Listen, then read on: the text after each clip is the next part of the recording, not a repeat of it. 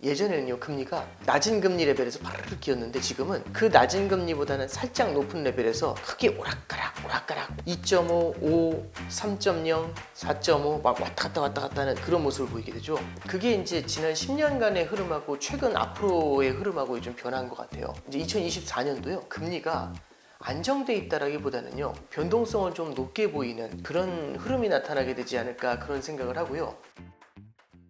오늘 거시경제 일타 강사로 불리는 분 모셨습니다. 오건영 신한은행 WM 사업부 팀장님 모시고 이야기 나눠보겠습니다. 팀장님 어서 오세요. 네, 안녕하세요. 2023년 같은 경우에는 네네. 주식시장은 변동성이 큰 장세였고 네네. 또 부동산 같은 경우도 이제 금리 인상으로 인해서 침체가 길어졌는데 아마 제일 궁금해하실 것 같은데 네네. 금리의 향방을 어떻게 보시는지 네네. 여쭤봐도 될까요? 진짜 딱 첫 질문이면서 제일 중요한 질문이면서 제일 어려운 질문을 주신 건데요. 일단 올해 금리를 잠깐 좀 생각을 해보면, 최근에 보면 이제 금리가 또 많이 올랐다가 최근에 또 많이 내려왔거든요. 이게 금리가 과거에 비해서 참 종잡을 수 없는 상황이 펼쳐지고 있는 것 같아요. 왜냐하면 네. 올라왔을 때는 계속 오를 것 같고요, 내려갈 때는 계속 내려갈 것 같아요. 이제 가장 큰 이유는요, 두 가지가 존재한다고 생각을 하는데, 첫 번째는 금융위기 이후에 10여 년 동안 겪어왔었던 저성장 저금리 저물가 체계 때문에 그렇습니다. 우린 10년 동안 저금리 속에서 살아왔고요, 이게 저금리만으로 설명이 되는 게 아니라 금리가 낮은 상태가 영원히 이어질 거라는 기대감이 되게 컸거든요. 그럼 이제 당연히 그때가 익숙하다 보니까 금리가 조금이라도 올라오면 어떤 생각을 하냐면, 이거는 오버야, 이거는 페이크야, 이런 생각을 많이 하는 거죠. 이럴 리가 없어, 금방 내려올 거야. 그런데 그 기대를 깨고 확 또 뛰어오르지 않습니까? 그러면 네. 세상이 변했나? 이제 이런 공포에 확 빠져드는 거죠. 그러면 위로 올라가는 폭도 강해지고, 또 그러다가 이제 꺾여 내려오면은 과거에 그때로 돌아, 역시 그럴 줄 알았어, 이제 이런 생각이 드는 거죠. 그러면 금리가 요동을 치는 겁니다. 그래서 실제 금융위기 때부터 시작해서 코로나 때까지는요, 은행 정기예금 금리가 1, 2% 정도에서 그냥 계속 왔다 갔다 했던 것 같아요. 크게 변화가 없었거든요.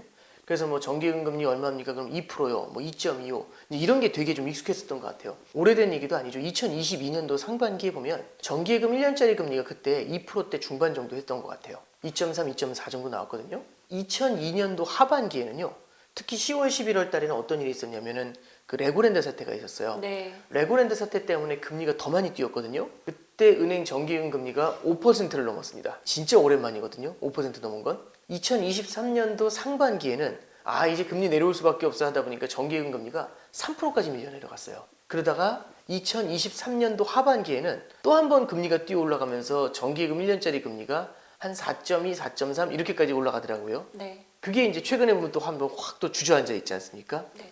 예전에는요, 금리가 낮은 금리 레벨에서 바르르 끼었는데 지금은 그 낮은 금리보다는 살짝 높은 레벨에서 크게 오락가락 2.5, 5, 3.0, 4.5 막 왔다 갔다 하는 그런 모습을 보이게 되죠. 그게 이제 지난 10년간의 흐름하고 최근 앞으로의 흐름하고 좀 변한 것 같아요. 이제 2024년도요, 금리가 안정돼 있다라기보다는요, 변동성을 좀 높게 보이는 그런 흐름이 나타나게 되지 않을까, 그런 생각을 하고요. 그러면 이제 이런 생각이 드세요. 변동성이 높다라는 게 뭐 나한테 무슨 상관이 있을까? 올라가는지 내려가는지가 중요한 거 아닌가? 네네. 그게 아니고요. 예를 들어서 한번 보죠. 제가 이제 기업을 방문하는데 수출 기업이에요. 네. 수출 기업은 보통 환율이 올라간다, 원화가 약세가 된다, 이런 걸 조금 더 선호하는 편입니다. 왜냐하면 수출할 때 물건의 가격이 싸지기 때문인데, 문제는 뭐냐면 저도 수출 기업 방문했을 때는 환율이 올라간다 이런 걸 좋아하실 줄 알았어요. 네. 안 그래요. 올라가든 떨어지든 상관이 없는데 환율이 안정됐으면 좋겠다는 얘기를 하세요. 환율이 안정돼야 의사결정을 하죠. 계속 올라갈 것 같으면 이거 어떻게 해야 되지? 계속 내려갈 것 같으면 이거 어떻게 해야 되지? 고민이 되잖아요. 그런데 만약에 오르다 내리다 난리가 나면 이러면 의사결정을 한다는 게 예측 자체가 불가능해지는 거죠. 타이밍 찍어야 되는데 그걸 어떻게 맞추겠습니까? 워낙 곤혹스러운 일이 벌어지는 거거든요. 그래서 이제 말씀드리고 싶은 건 금리도 마찬가지예요. 금리도 낮은 금리가 유지된다가 중요한 게 아니라 낮은 금리가 오랫동안 유지되면서 올라오지 않는다라는 확신이 생겨야 네. 우리도 큰 돈을 빌려가지고 뭔가 투자를 할 거지 않습니까? 네, 맞습니다. 근데 금리가 요동을 쳐버리면 이거 어떡하지? 이제 이런 생각이 되게 커지게 되지 않을까요? 그러면은 방망이를 짧게 잡고 투자하는 사람들을 제외한다면은 무언가 묵직하게 큰 금액을 대출을 받아가지고 투자하려는 움직임들, 이런 것들이 굉장히 좀 어려워지는 상황이 펼쳐질 수가 있겠죠. 2024년도에 이제 금리를 갖다가 바라볼 때는 2022년 3년과 마찬가지로 금리의 변동성이 마찬가지로 높은 한 해가 되지 않겠는가, 이제 그렇게 생각을 하고 있습니다. 금리 인하의 시기 이런 것도 여쭤봐도 되나요? 근데 이제 일단 첫 번째는 대부분 다 말씀하시는 게 이제 미국 금리 인하가 언제 될 것이냐, 이 질문을 되게 많이 해주세요. 이제 미국이 예를 들어서 지금은 예고를 하고 있는 건 이번에 이제 12월 달 FOMC에서는 내년 3차례 정도 기준금리 인하를 갖다 예고를 하고 있는데 사실 이건 예고를 하기보다는요. 지금의 상황이 이어지면은 내년에 3차례 정도 인하할 거야. 이렇게 보고 있는 거죠. 이게 이제 내년에는 3차례고 내후년에는 한 서너 차례 더 인하를 해가지고 미국 기준금리 기준으로 3.5에서 3.75까지 내려놓을 거다. 이제 이렇게는 좀 보고 있는 것 같아요. 네. 내후년까지 해서. 근데 이제 시장 참여자들은 어떤 생각을 하냐면 그거보다는 더 낮춰줄 것 같은데 이제 이런 생각을 좀 많이 하는 것 같아요. 기대감이. 네, 그렇죠. 기대감이 되게 크다는 거죠. 기대감이 크기 때문에 지금 어느 상황이냐면 시장에서는 6차례 내년에 인하해 줄 거라고 보고 있어요. 그래서 3.75에서 4.0까지 낮출 거라고 보고 있는데 그럼 이 얘기는 뭐냐면 시장에서는 내후년 말까지 될 거라고 연준이 얘기했던 그 금리 레벨까지 미리 내려가서 기다리고 있는 겁니다. 너네는 더 낮춰줄 거야. 이제 이런 기대를 갖고 있는 거죠. 중앙은행하고 이제 시장하고의 간극이 어떻게 됐냐면 시장은 금리 인상을 되게 싫어하겠죠. 네. 아무래도 이자 그렇죠. 차입 부담이 크니까. 그러면 시장은 이 금리 인상을 되게 싫어하는데 중앙은행은 물가를 잡기 위해서 어쩔 수 없이 금리를 끌어올려야 됩니다. 네. 그럼 시장에서 어떤 생각을 하냐면 물가도 되게 중요하지만 결국엔 이렇게 되면 시장이 부담스러워하기 때문에 네. 너네들은 금리 그만큼 못 올려 이제 이렇게 생각하기 때문에요. 중앙은행이 금리를 올리더라도 너네는 많이 못 올려 이렇게 생각하면서 밑을 찍고 있어요. 그런데 계속해서 중앙은행이 강한 의지를 보이면서 끌어올리게 되면 깜짝 놀라면서 계속 따라가는 거거든요. 깜짝 놀라면서 네. 이때마다 시장이 출렁출렁합니다. 근데 이제 잠깐 쉬려고 잠깐만 쉬어갈까 하면은 와 금리 인상 끝났어 하면서 시장 금리 확 내려앉아요. 네. 그러다가 아니야 다시 갈게 하면 으악 하면서 끌려 올라가거든요. 네. 그게 올해 금리 변동성을 만든 거예요. 근데 이제 이런 흐름은 내년에도 이어질 거라고 보는 게 이제 어느 정도 금리 인상은 된 것 같고 이제 금리 인하로 돌아서야 되지 않겠어 해가지고 금리 인하를 예고하니까 네. 시장에서는 원래 금리 인하를 어느 정도 봤냐면 서너 차례 정도를 봤었어요. 네. 이번에 12월 때 FOMC 전에. 근데 FOMC에서 금리를 인하할 수도 있다라고 얘기를 하니까 갑자기 시장에서는 깜짝 놀란 거죠. 그러면서 서너 차례 인하할 거라고 봤던 걸 연준에서 3번 인하해 줄 거라고 하니까 6차례로 내려와 버리는 거죠. 네. 네. 그럼 만약에 연준이 6차례 낮추면 어떻게 할까요? 더 내려. 더 내려와 있겠죠. 햇님 달님이라는 옛날 오누이 나오는 동화 아세요? 그 전래 동화 보면 거기 호랑이 나오거든요. 호랑이가 이제 할머니가 이렇게 떡을 짊어지고 가면 고개마다 등장해요. 떡 하나 주면 안 잡아 먹지 이러거든요. 주면 다음 고개에 또 등장하죠. 또 등장하고 또 등장하고 그러다가 할머니를 잡아먹죠. 그런 다음에 거기서 만족하지 않죠. 오누이를 찾아가잖아요. 손 보면서 이게 할머니 손이냐고 호랑이 손이냐고 그런 그거 네, 네, 저도 압니다. 사실 정확하게 기억은 안 나는데 그 호랑이 캐릭터는 기억이 나요. 이제 시장은요 결국에는 계속해서 더 많은 것들을 요구를 하고 있는 거죠. 이 간격을 좁히기가 굉장히 어렵습니다. 계속 따라가면서 이 간격을 맞춰줄 거냐 아니면 시장이 실망을 하면서 끌어올리도록 할 거냐 이게 이제 어려운 질문이 되는 거잖아요. 네. 네. 그러면은 시장을 조금씩은 실망을 시켜줘야 되거든요.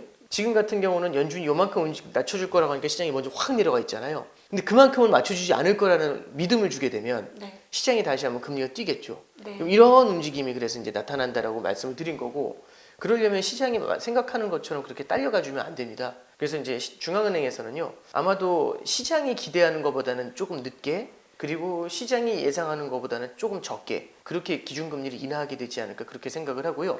참고로 지금 시장에서는 3월 달부터 미국이 기준금리 인하에 돌입을 하고 내년에 6차례 인하할 것이다 이렇게 보고 있어요. 그러면은 그 시기보다는 좀 늦춰져서 금리 인하에 돌입하게 될 것 같고요. 네. 그 횟수도 6차례보다는 적은 횟수가 진행이 되지 않을까 생각을 하고 있습니다. 저도 한 2-3차례 정도 그 정도의 기준금리 인하가 되지 않을까 미국이 이제 그렇게는 현재 상황에서는 보고 있습니다.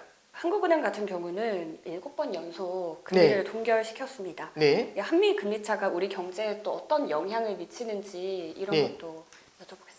이제 한미 금리 차가 영향을 미치는 게 맞고요. 지금 현재 미국 금리가 5.5인데 우리나라 금리가 3.5예요. 약 2% 정도 갭이 있기 때문에 시장에서는 굉장히 부담스러워하거든요. 근데 우리가 하나 더 바라볼 건 뭐냐면 지금 우리나라 10년짜리 국채 금리가 있습니다. 그 기준 금리하고 또 국채 금리는 다른 건데 10년짜리 국채 금리는 시장에서 결정이 돼요. 우리나라 10년짜리 국채 금리가 지금 3.3 정도 나와요. 미국 10년짜리 국채 금리가 3.9 정도 나옵니다. 그러면 기준 금리에서는 2% 차를 보여주고 있지만 시장 금리에서는 0.6% 차이를 보여주고 있거든요. 그럼 그 갭이 시장 금리에서는 그렇게 크지가 않은 거예요. 네. 일단 요거는 좀 봐야 됩니다. 네. 그리고 또 하나 말씀드리면 미국은 5.5에서 금리 인하를 할 것이고 우리나라는 3.5에서 금리 인하를 하겠죠. 그럼 이제 어떻게 바라볼 수 있냐면 미국이 금리 인하 폭이 더 클 것 같지 않으세요? 아니, 낮추려면 낮출 룸이 미국이 훨씬 많잖아요. 네. 그러면은 만약에 금리 인하 사이클에 돌입했었을 때 누가 더 금리 인하를 많이 할까라고 보면은 아무래도 미국의 금리 인하 속도가 좀 더 빠르겠죠. 네. 그럼 그때는 그 갭이 또 줄어들 수가 있지 않습니까? 시장은 지금을 보고 움직이지 않고요. 미래를 보고 움직입니다. 그럼 이제 우리는 지금을 보면은 많이 벌어져 있지만 둘이 미래에는 좁혀질 것 같다는 기대 내지는 약간의 확신이 생기지 않나요? 지금 당장은 우려스러워 보이지만 아유 좀만 놔두면 해결될 거야 이렇게 생각을 하면은요 당장은 그렇게 크게 고민을 하지는 않게 됩니다. 근데 다만 이건 말씀을 드릴게요. 이게 리스크가 있는 건 뭐냐면은 기준금리 인하를 갖다가 많이 할 거라고 기대를 하고서 금리가 많이 내려온 면이 있지 않습니까? 그게 만약 아니면 어느 정도는 되돌려질 수가 있겠죠? 그리고 우리가 예상하는 것보다 연준의 기준금리 인하 폭이 크지가 않다면 네. 한국은행에서도 당연히 연준의 기준금리 인하에 대해서 좌시를 할 수는 없을 거지 않습니까? 네. 그래서 중요한 변수가 될 거라는 거는 맞는 것 같습니다. 그래서 이것 때문에 문제가 커질 것이다 이렇게 생각하는 것보다는요. 예를 들어서 투수가 있어요. 네. 약간 좀 공이 느린 공을 던지는 투수인데 1루에 되게 잘 뛰는 주자가 나가 있는 겁니다. 도로할까봐 되게 신경 쓰이거든요. 네. 그 관중석에서도 그 경기를 보는 사람들도 부담스러워요. 마치 그런 느낌? 주자와 같은 굉장히 발 빠른 주자 하나가 나가 있다. 이런 부담으로 보시면 될 것 같습니다.